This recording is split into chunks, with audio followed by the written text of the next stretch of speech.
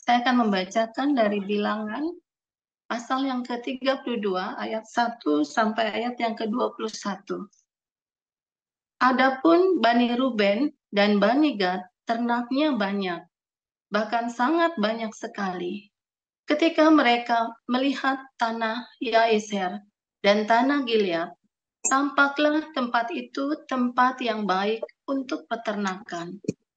Lalu datanglah Bani Gad dan Bani Ruben dan berkata kepada Musa, Imam Eleazar, dan para pemimpin umat itu, Atarot, Dibon, Yaeser, Nimra, Hesibon, Ale, Sebam, Nebo, dan Beon. Negeri yang telah dikalahkan oleh Tuhan untuk umat Israel. Itulah suatu negeri yang baik untuk peternakan, dan hamba-hambamu ini memang ada ternaknya.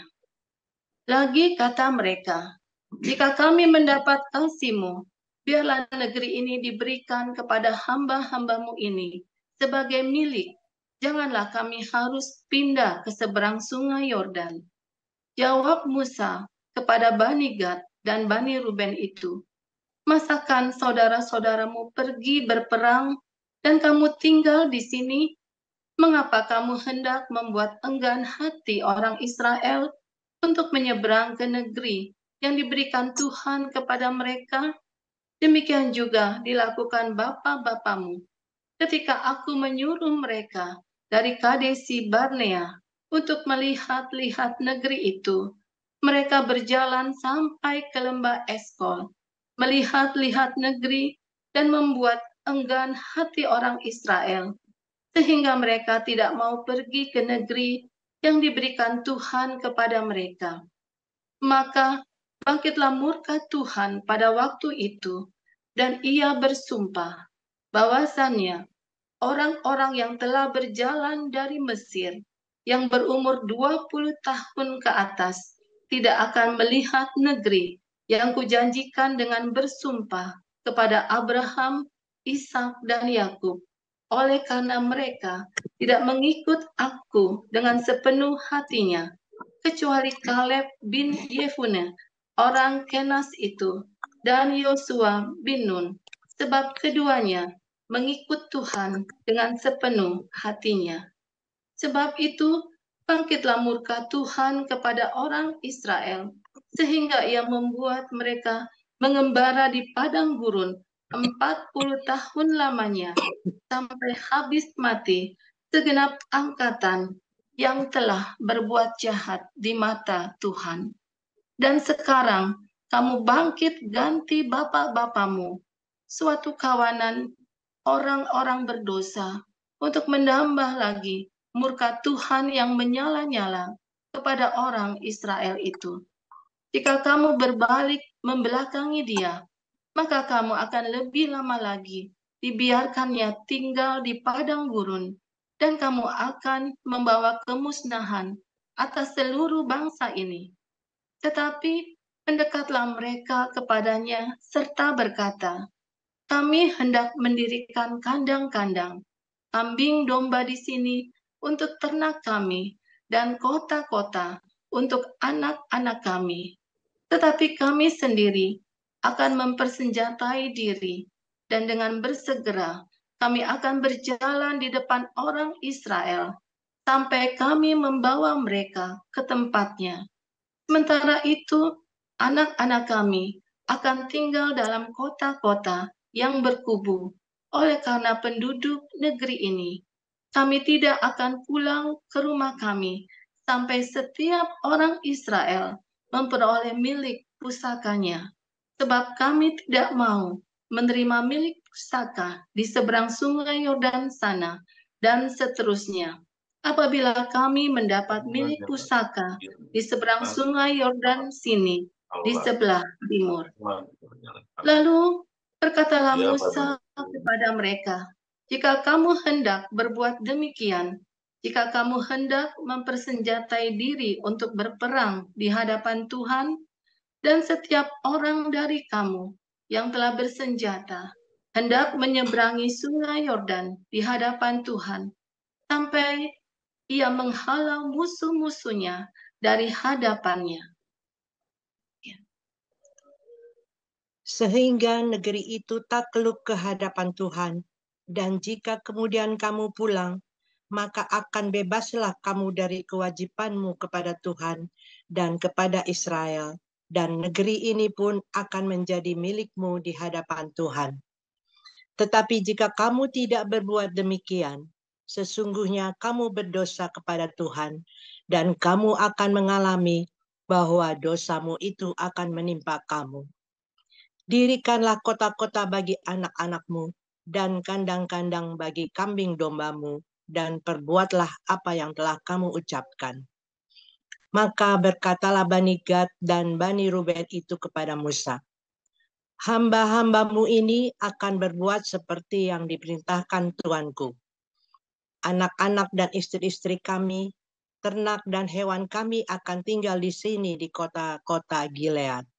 Tetapi hamba-hambamu ini akan menyeberang di hadapan Tuhan untuk bertempur, yakni setiap orang yang bersenjata untuk berperang, seperti yang dikatakan Tuanku. Lalu Musa memberi perintah mengenai mereka kepada Imam Eleazar dan kepada Yosua bin Nun dan kepada kepala-kepala puak dari suku-suku Israel. Kata Musa kepada mereka, jika Bani Gad dan Bani Ruben itu telah menyeberangi sungai Yordan bersama-sama dengan kamu untuk berperang di hadapan Tuhan, yakni semuanya orang yang bersenjata untuk berperang, dan jika negeri itu telah takluk kepadamu, maka haruslah kamu memberikan tanah Gilead kepada mereka sebagai milik.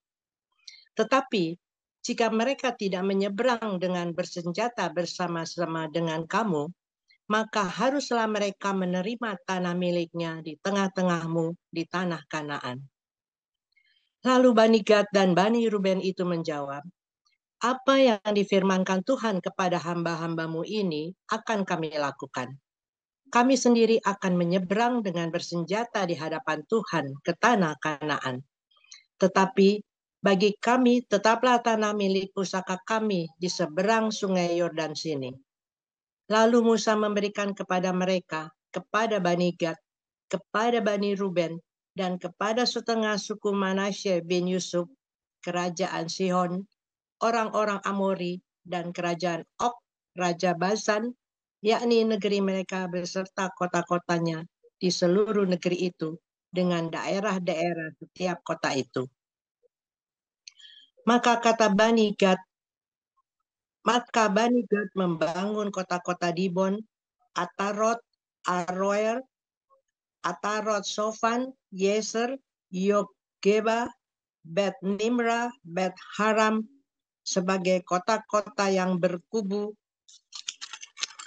dan sebagai tempat kandang-kandang kambing domba.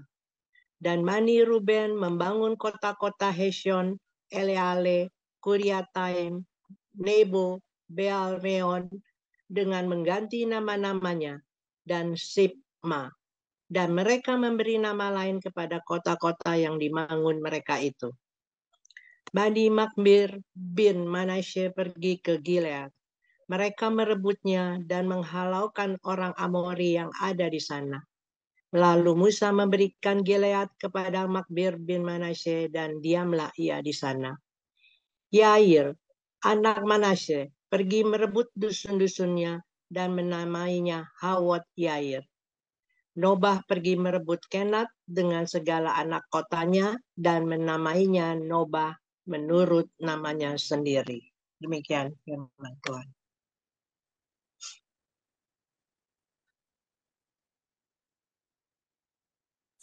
Silakan Mbak. Ya, mari kita membacakan kebenaran firman Tuhan, Yohanes ayat 1 sampai ke 8. Pada mulanya adalah firman. Firman itu bersama-sama dengan Allah, dan firman itu adalah Allah. Dia pada mulanya bersama-sama dengan Allah, segala sesuatu dijadikan oleh dia, dan tanpa dia tidak ada satupun yang telah jadi dari segala yang telah dijadikan. Dalam dia ada hidup, dan hidup itu adalah terang manusia. Terang itu bercahaya di dalam kegelapan, dan kegelapan itu tidak menguasainya. Datanglah seorang yang diutus Allah, namanya Yohanes. Ia datang sebagai saksi untuk memberi kesaksian tentang terang itu, supaya oleh dia semua orang menjadi percaya. Ia bukan terang itu, tetapi ia harus memberi kesaksian tentang terang itu. Demikian firman Tuhan.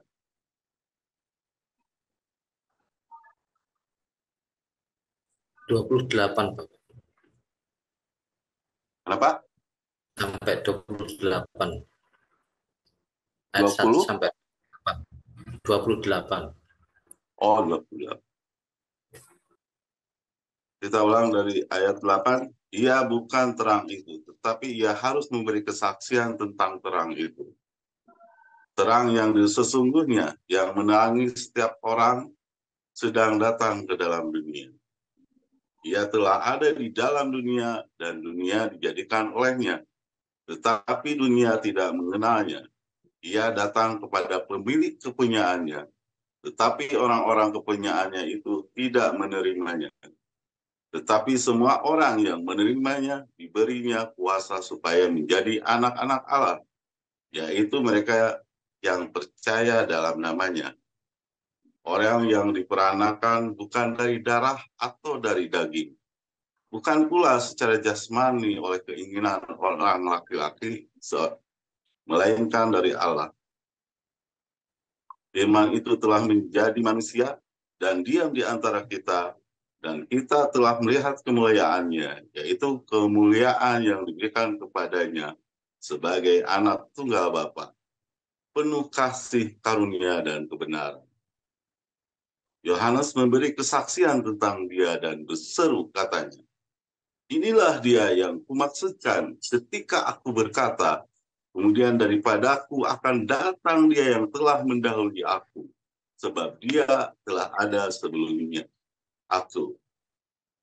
Karena dari kepenuhannya, kita semua telah menerima kasih karunia demi kasih karunia, sebab hukum Taurat diberikan oleh Musa, tetapi kasih karunia dan kebenaran datang oleh Yesus Kristus.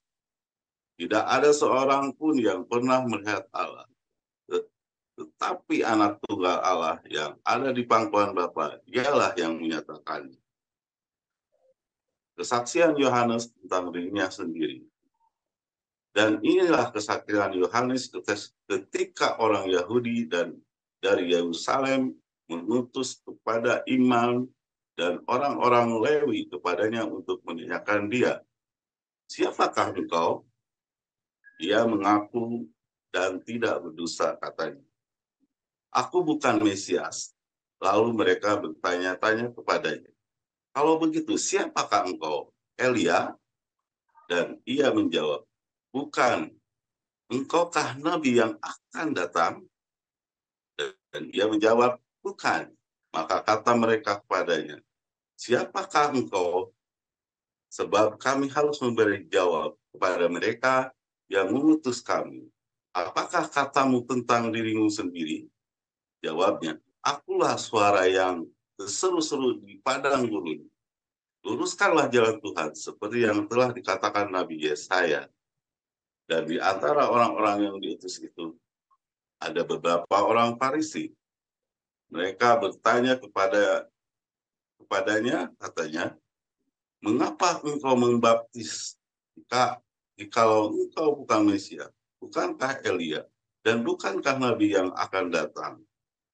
Yohanes menjawab mereka, katanya, aku membaptis dengan air, tetapi di tengah-tengah kamu berdiri yang tidak kamu kenal, yaitu dia yang datang kemudian daripadaku, membuka tali kasutnya pun aku tidak layak. Hal itu terjadi di Betania, yang di seberang sungai Yordan, di mana Yohanes Pembaptis. Demikian firman Tuhan. Ya.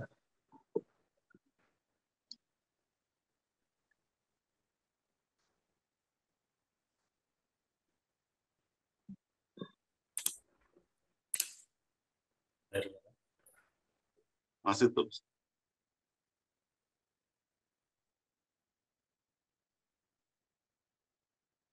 Lama banget. Masih berapa?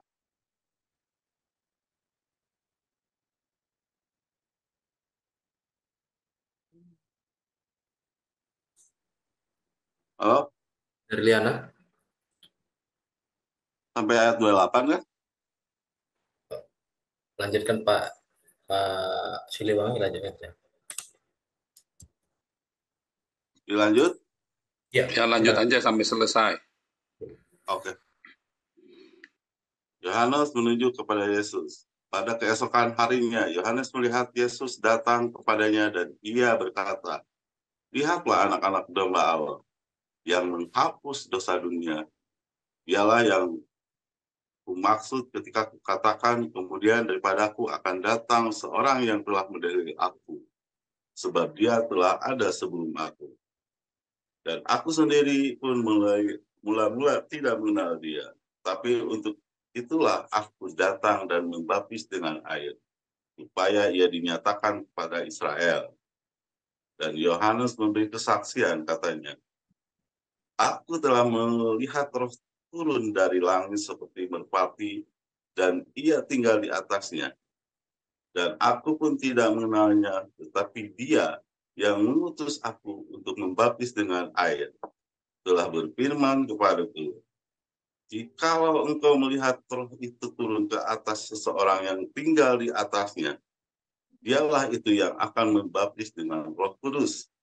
Dan aku telah melihatnya, memberi kesaksian, inilah anak Allah." Murid Yesus yang pertama.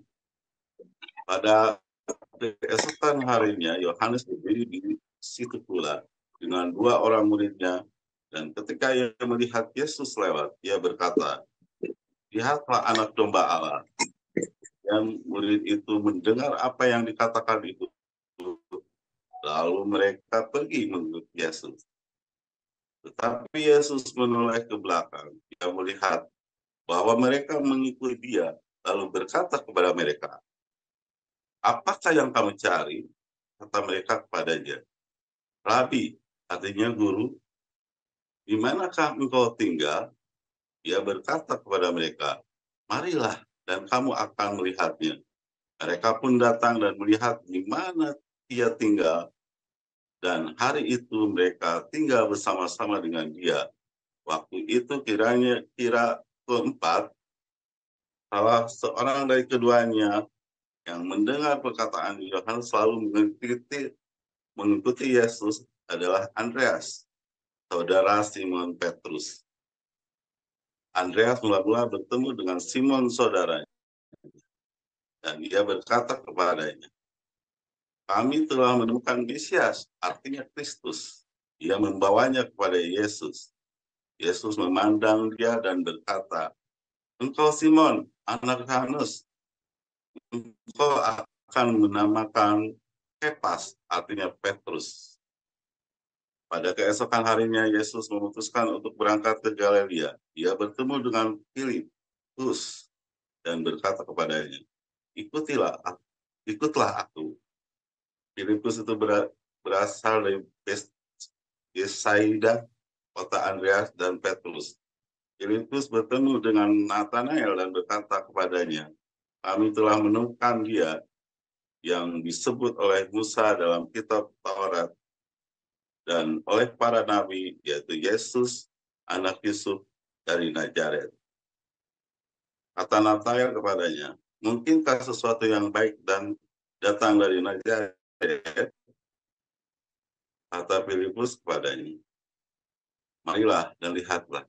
Yesus melihat Nathanael kepadanya, lalu berkata tentang dia, "Lihat, inilah seorang Israel sejati, tidak ada kepalsuan di dalamnya." Kata Nathanael kepadanya, "Bagaimana engkau mengenal aku?" Jawab Yesus kepadanya, "Sebelum Filipus memanggil engkau, aku telah melihat engkau di bawah pohon ara."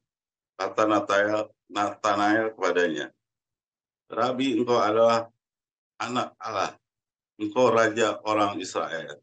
Yesus menjawab, katanya, Karena aku berkata kepadamu, aku melihat engkau di bawah pohon ara, maka engkau percaya. Engkau akan melihat hal-hal yang lebih besar daripada itu. Lalu kata Yesus kepadanya, aku berkata kepadamu, sesungguhnya engkau akan melihat langit terbuka dan malaikat-malaikat Allah turun naik kepada anak manusia. Terima kasih, Pak. Terus. Terima kasih.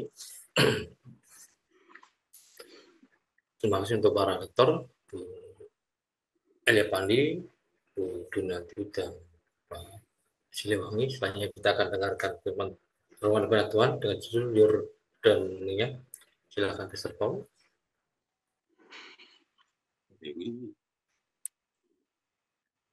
Haleluya, firman Tuhan selalu baru setiap hari. Ketika kita menanti-nantikan Tuhan dengan penuh sukacita, penuh pengharapan, hati yang tulus, dan di dalam iman yang teguh. Jangan sampai meleset.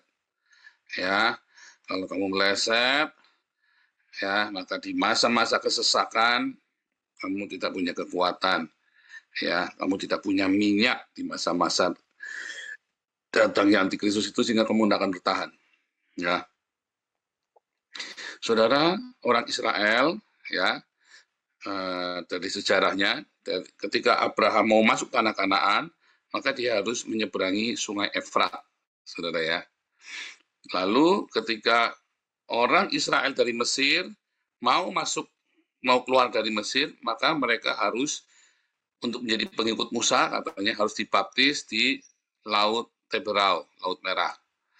Lalu ketika orang Israel mau kembali ke tanah perjanjian, mereka harus menyeberangi sungai Yordan.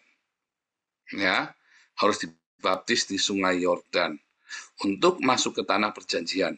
Kembali ke tanah perjanjian, mereka harus dibaptis di sungai Yordan. Sungai Yordan inilah tempat Nabi Yohanes membaptis seluruh umat Israel dan mentahbiskan Yesus sebagai Mesias. Ya, jadi sungai Yordan ini sangat penting artinya bagi orang Israel, ya, dan bagi orang Kristen tentunya ya.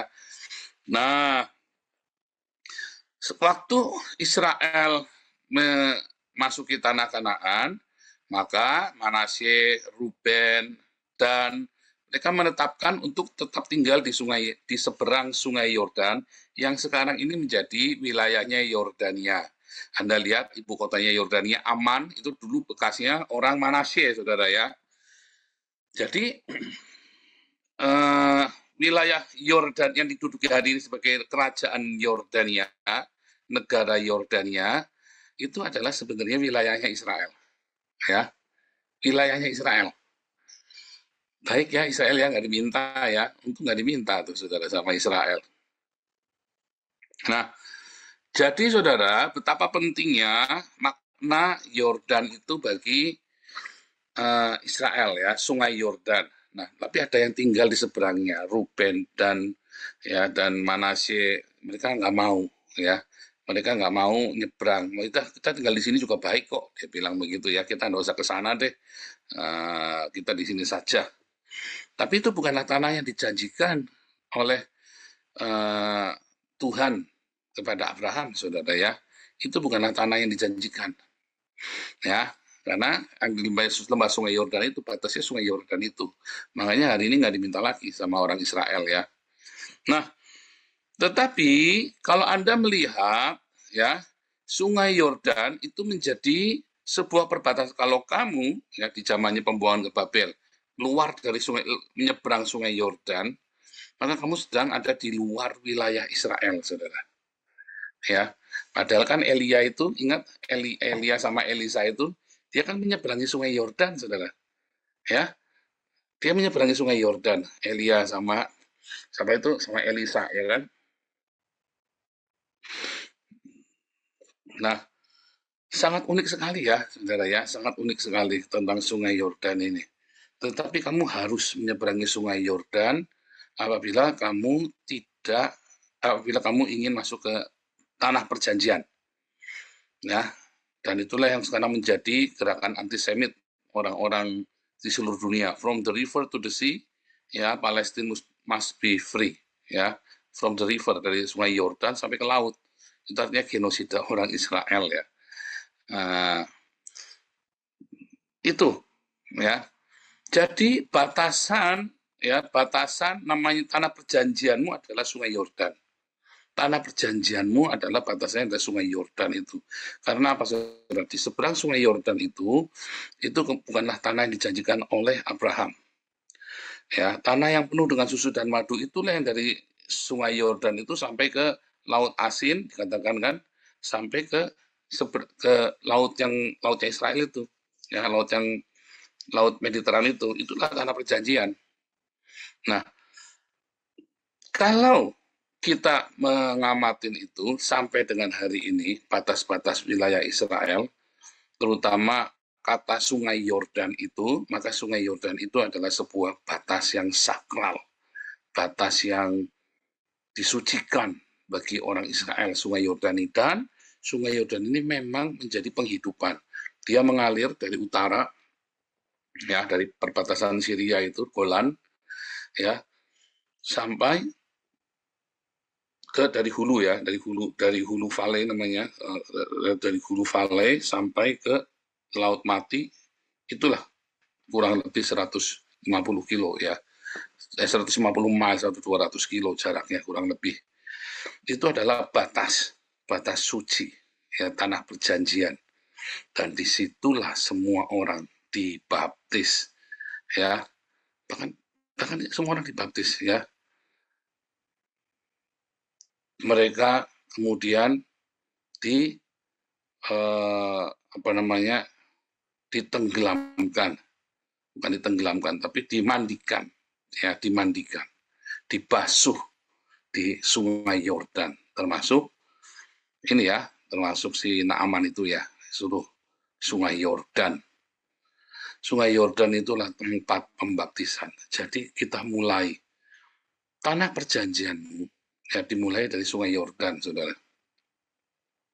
Tanah perjanjianmu itu dimulai dari sungai Yordan, yaitu pembaptisanmu. Siapa di sini yang belum dibaptis? Buru-buru dibaptis. Karena pembaptisan dengan air, ya, adalah sebuah simbol dari permulaan perjalananmu bersama dengan Tuhan Yesus. Ya, pembaptisan di sungai Yordan adalah permulaan. Dan sungai Yordan ini adalah memang benar-benar sebagai sungai yang besar, tapi tidak deras arusnya. Sungai yang besar, tetapi tidak deras arusnya, tidak berbahaya, ya. Tetapi sungai itu besar dan airnya cukup untuk membaptis, ya. Tidak deras arusnya, banyak airnya, tidak berbahaya bagi orang. Nggak seperti kalau ada sungai-sungai yang, ya, jangankan sungai Yordan, ya, sungai Musi aja berbahaya bagi manusia, ya. Tapi sungai Yordan itu tidak berbahaya. Ya. Nah, sungai ini, di tempat sungai ini, ya, di sungai yang Yordan yang penuh sebagai sumber kehidupan orang Israel ini, ya, sungai yang menjadi sumber kehidupan bagi orang Israel ini adalah sungai yang menjadi kehidupan, sungai simbol kehidupan bagi orang Israel. Karena lembah yang disebut dengan lembah Yordan atau daerah Yordan itulah daerah pertanian yang amat sama syukur sebagai sumber pangan bagi Israel, saudara. Dan sekarang juga bagi Yordania, ya, bagi negara Yordania juga menjadi sumber pangan di seberang sungai Yordan, yang di seberang sungai Yordan. Sering ada istilah begitu, ya, yang di seberang sungai Yordan itu adalah dua negara yang berbeda, ya. Tadinya adalah miliknya orang Israel. Tetapi sejak tahun ketika Israel berdiri, maka itu bukan menjadi wilayah Israel, tidak dianggap menjadi wilayah Israel, ya. Pembaptisan, ya, dimulai dari pembaptisan adalah tanah perjanjianmu. Tapi jangan sampai kamu tidak dibaptis, tidak menyeberang sungai Yordan, karena itu bukan menjadi tanah yang dijanjikan kepadamu, saudara. Ya, tanah yang diberikan pada yang diminta sama Ruben, Gad, Manasye, Dan itu, ya, itu bukan tanah yang dijanjikan oleh Tuhan. Tapi itu diminta, ya dikasih aja sama Musa, karena memang di situ sudah aman dan sudah diperangi. Tetapi itu bukan tanah perjanjian, ya. Jadi kalau 12 suku ini Israel kumpul, mereka nanya, tanahnya Ruben di mana? Ya nggak dapat. Ya nggak dapat. Ya nggak dapat. Tapi hari ini orang-orang Israel memang tidak menempati tiap suku ya, karena kan cuma yang diketahui dengan jelas kan hanya 3 suku. Jadi seluruh Israel hari ini ada 12 suku yang enggak, ya. Sampai hari ini ya 3 suku yang pasti, yang lainnya masih belum tahu, ya masih terus diselidiki ya. Yang pasti saudara, saya lagi cerita tanah perjanjian buatmu dan buatku. Tanah perjanjian, Anda mau masuk tanah perjanjian, yaitu di mana tempat susu dan madu berada. Ya, di mana jiwamu mendapatkan ketenangan. Tidak bisa Anda tidak melewati sungai Yordan, Anda harus melewatinya dulu. Bahkan Naaman pun harus dibaptis di sungai Yordan 7 kali, dia harus mandi 7 kali di sungai Yordan. Jadi ya setelah sungai Yordan itu Anda lalui, ya maka yang sekarang Anda perangi, ya yang Anda sekarang harus lakukan adalah Anda masuk ke padang gurun seperti Tuhan Yesus 40 hari 40 malam, saudara. Ya, sana setiap orang itu ada padang gurunnya. Orang Israel masuk padang gurun, dia dibaptis dulu di Laut Merah, ya. Lalu mereka masuk padang gurun 40 tahun. Nah, Yesus dibaptis di Sungai Yordan, lalu ia masuk padang gurun selama 40 hari 40 malam dan dia mengalami kemenangan. Maka malaikat-malaikat akan melayani dia. Nah, ketika Anda baru dibaptis, ya, maka Anda akan mulai masuk dalam sebuah padang gurun. Dan Anda harus menang di padang gurun itu. Apakah padang gurun? Padang gurun adalah tempat di mana semua sisa-sisa manusia lamamu itu dibersihkan. Ya, semua sisa-sisa mental budak, mental kere, mental sombong, mental apalagi mental gilani, mental itu semua Anda harus dibersihkan. Itu semua mentalitasmu, duniawimu, keserakahan, kecabulan. Disitulah di padang gurun tempatnya dibersihkan. Mau berapa lama kamu lewat padang gurun? Di setiap padang gurun yang kamu lalui, maka kamu akan dibersihkan. Ya, setiap masuk dalam padang gurun, selalu ada mental-mental yang dibersihkan. Kalau kamu adalah punya terikat dengan percabulan, maka percabulan itu akan dibersihkan. Kalau kamu terikat dengan ketamakan, maka ketamakan itu dibersihkan. Kalau kamu sangat terikat dengan kesombongan, maka kesombongan itu yang dibersihkan. Ya, mental, semua mentalitasmu yang bukan dari surga itu akan dibersihkan di padang gurun. Kalau kamu kalah gimana di padang gurun? Maka kamu akan mengulangi lagi dan akan diperpanjang waktunya sampai itu benar-benar bersih. Ya, masuk padang gurun. Makanya jangan heran, memang ketika kamu habis dibaptis, maka banyak sekali kutuk sial ya, itu juga hanyut, ada pengampunan di sana. Kamu yang terikat dengan kutuk itu dilepas. Tetapi manusia lamamu itu masih ada, saudara. Sifat-sifat lamamu, ya sifat-sifat itu masih ada. Dan itu kamu harus bersihkan. Dengan apa, saudara? Dengan Anda harus mengerjakan tanah itu, kata Tuhan. Sebelum masuk Yordan, ya, orang-orang Israel hidup dari mana yang turun dari surga. Selama di padang gurun, ya, kan mereka sudah dibaptis di Laut Merah. Maka orang-orang Israel ini nenek moyang mereka yang 400 tahun di Mesir itu, maka mereka hidup dari mana di padang gurun. Mereka tidak mengusahakan apa-apa, saudara. Tetapi Tuhan berkata, ketika kamu nanti menyeberang sungai Yordan, maka mulai hari itu kamu harus bercocok tanam. Ya, kamu mulai harus bercocok tanam. Jadi ketika kamu sudah menyeberang sungai Yordan, kamu harus mengusahakan ya tanah itu. Tanah itu bukan tanah yang ujuk-ujuk langsung keluar sendiri susu madunya. Kamu harus pekerjakan. Dan ketika kamu kerjakan itu baru keluar susu dan madunya. Ya, menaburlah katanya Tuhan ya. Di seberang sungai Yordan itu menaburlah. Jadi Anda ya yang sudah dibaptis tapi Anda pengangguran, bertobat kamu saudara. Karena pengangguran itu adalah salah satu dari dosa manusia lama. Pengangguran itu simbol kemalasan. Pak, saya ini masa S2 nganggur Pak. Berarti kamu ada sesuatu yang salah dengan kamu. Memang kenapa kalau kamu S2? Apa kamu kudu dapat kerjaan di bank? Salah kamu, saudara. Jangan sampai kamu menganggur. Walaupun kamu S2, jangan ragu untuk mengerjakan pekerjaan yang remeh. Kerjakan. Sambil kamu mencari pekerjaan yang cocok sesuai dengan kemampuanmu. Pak, saya ini biasa jadi direktur. Saya banyak ketemu direktur, bekas direktur yang supir ojek, saudara. Jadi ngojek atau nge-grab itu yang pakai mobilnya. Daripada mobilnya diambil sama leasing, dia coba nge-grab ya, karena perlu di PHK. Bekerja apa saja, saudara. Kerjakan apa saja, jangan nganggur di rumah. Ya. Jadi, tanah itu memang harus dikerjakan. Harus dikerjakan, baik secara jasmani, kamu harus bekerja, tetapi kamu juga harus mengerjakan keselamatanmu, kata Paulus.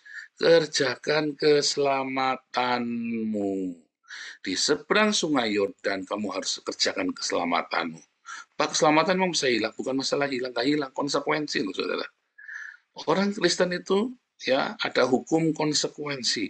Ketika kamu percaya kepada Yesus, kamu diperdamaikan dengan sang cinta itu, sehingga kamu punya damai yang melimpah, lalu kamu harus belajar firman Tuhan untuk metanoia. Tadi ada yang nanya tadi malam ada yang nanya di Koinonia ya tentang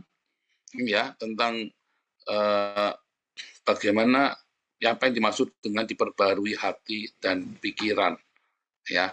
Artinya roh kita diperbarui dengan Roh Kudus sehingga kita punya kasih, sukacita, damai sejahtera, kebaikan, kemurahan, tetapi kita harus metanoia supaya kasih, sukacita, damai sejahtera, kebaikan, kemurahan, kesabaran, kelemah lembutan, kesetiaan, penguasaan diri itu tetap sama kita. Sehingga kita harus metanoia, saudara. Ya, dengan pembacaan firman Tuhan yang dibimbing oleh Roh Kudus, kita harus metanoia. Itulah cara mengerjakan keselamatan kita. Lalu kamu praktekkan, saudara, dalam hidupmu. Anda jangan senang-senang di sini, apalagi senang khotbahnya bagus, senang dengerin khotbah, lalu kamu tidak lakukan. Oh, hati-hati loh, saudara. Di seberang sungai Yordan, kamu tidak akan mendapat mana dengan cuma-cuma loh. Kamu harus bekerja. Tetapi apa yang kamu kerjakan akan diberkati oleh Tuhan berlipat kali ganda. Itulah yang menjadi susu dan madu. Beda kalau kamu tanahnya terkutuk. Kamu sudah kerja setengah mati pun nggak bisa. Seperti Edom atau Esau, ya, Ismail, itu kan tanahnya terkutuk. Maka harus dengan tangannya dia, ya, dengan mengandalkan kekuatannya dia sendiri, congti, pola, tabrak sana, ngerampok, nyenggol, korupsi. Untuk sukses dia harus begitu, saudara. Dia harus korbankan anak istrinya, dia harus segala macam ya. Tapi kalau Anda di dalam Tuhan, maka ada berkat dalam setiap pekerjaanmu.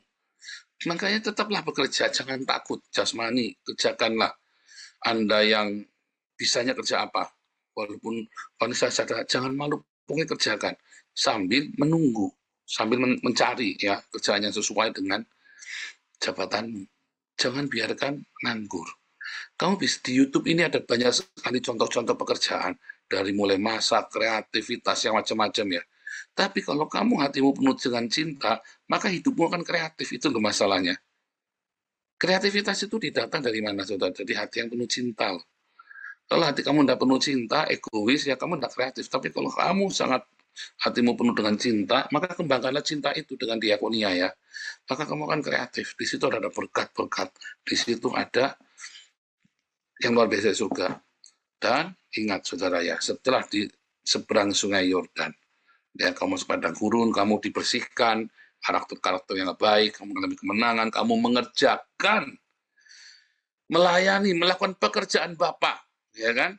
Nah, maka itu akan menjadi tanah Kanaan. Kamu akan menikmati buah dari tanah perjanjianmu itu, saudara.